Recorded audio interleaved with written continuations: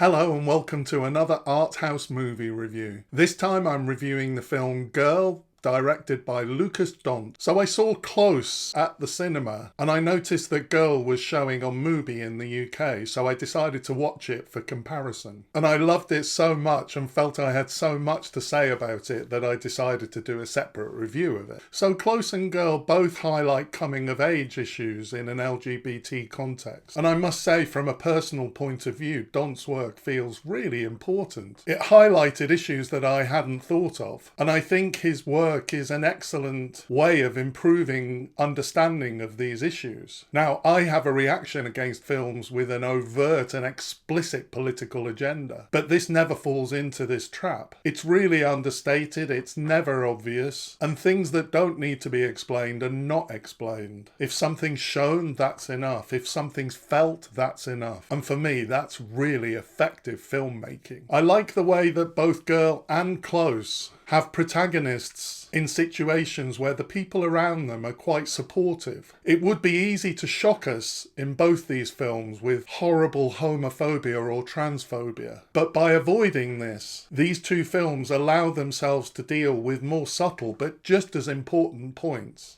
In terms of Lara's family, the father is so supportive, and it really gives us his point of view in terms of how difficult it is for him to get it right, parenting Lara. Now, there was quite a lot of controversy about this film when it came out. One of the controversies is that Lara is played by a cisgender male, Victor Polster. I understand that there are complex issues around this, but in terms of Victor's performance, I thought it was absolutely brilliant. Also, in terms of controversy, someone accused the film of being trans trauma porn. Now, I haven't had the experience of being a trans teenager, so I'm not going to make any presumptions about whether this film is an accurate portrayal or not. And I'm definitely open to the fact that there may be things which are problematic in this film. At the same time, the story is loosely based around a German dancer's story, Nora Monsecourt, and she has publicly spoken out in support of the film. And I think that Lukas was also in communication with her as he made the film. What we can say is that the issues are complex, and I think it's brave for a filmmaker to take on the issues, even if they do end up getting it wrong. What I can say from a personal point of view is that this film greatly improved my understanding of what it must be like to be a trans teenager, and I like the complexity of the film's message. We clearly feel a lot of sympathy for Lara and are really shown the authenticity of the fact that she is a woman. And we really understand the authenticity of her desire and even need to change. But I also felt that through Lara's struggles in dancing school, the film seems to be suggesting that there are perhaps some things which can't be changed. In relation to her feet, one of the dance teachers says some things can't be changed. There's also a message of you are already a woman, that it's inside you, and that any exterior body changes are less important than this. So the message is slightly unclear and perhaps conflicting, and I quite like this, but I appreciate when dealing with such complex political and emotional issues, there may be problems that I'm not aware of. I did find the self-mutilation scene at the end of the film absolutely